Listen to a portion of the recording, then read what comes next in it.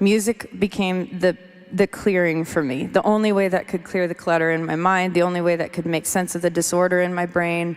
And it gave me emotional language, which is what it does. And it cuts, it gets right to the heart right away, doesn't it? So I would say sitting at the piano was the only place that I could find peace most of the time. As a kid, I was fairly tormented by my own imagination. I didn't have a lot of, I think with my parents understanding their upbringing and how they parented me, their generation didn't have parenting for their imagination, right? It was more concerned with survival, right, at that time in history.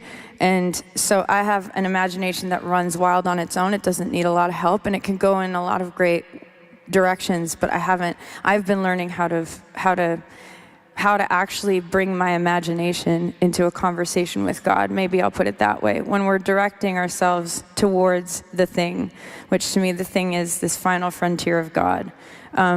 It's if I bring my imagination, if I bring my anxiety, if I worry my way towards God, if I bring my concerns, if I bring my disappointment, if I bring my depression, those are all, that is the offering. We were talking a little bit about that this morning. It's this, you start in any relationship, any healthy relationship, with the baseline of honesty, right? So you actually get to where you're actually at. You start with reality first, and that's what you build upon. That's how you build a life. That's how you build character. That's how you build a future. It's all based on reality. It's not based on fantasy. And I think sometimes within the culture of Christianity and, our orthodoxy, we lean into fantasy a fair bit.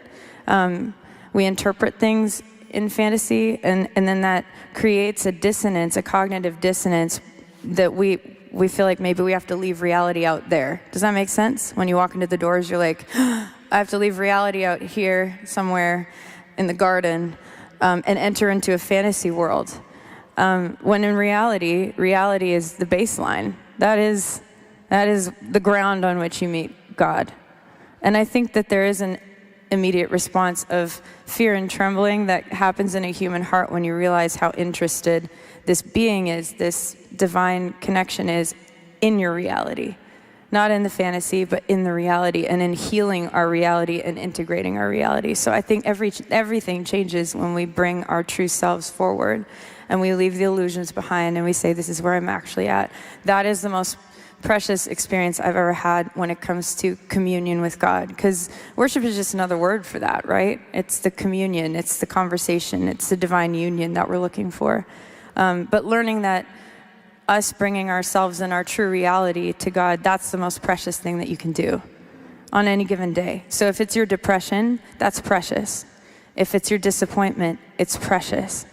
If it's your anxiety, it's precious. If it's your fatigue, it's precious, We don't have to, there is no such thing as performing your way into the presence of God. The presence of God is based in reality. That was a tangent, I don't know. Well, that's so good. I mean, come on, let's encourage. Yeah, Let's encourage Amanda. I like what you're saying about reality, because I think sometimes we can,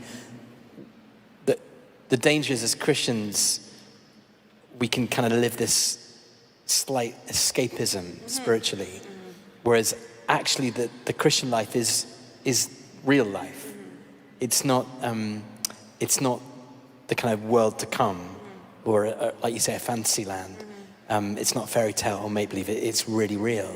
And that's what I find really helpful, is that when we worship, we're realigning ourselves with reality. That's what the writer of Hebrews is saying. It's not like this thing you thought it was, but because of Jesus, you come into goodness and life and truth. And that's, I know in my life, that's so healing. But thanks for sharing that.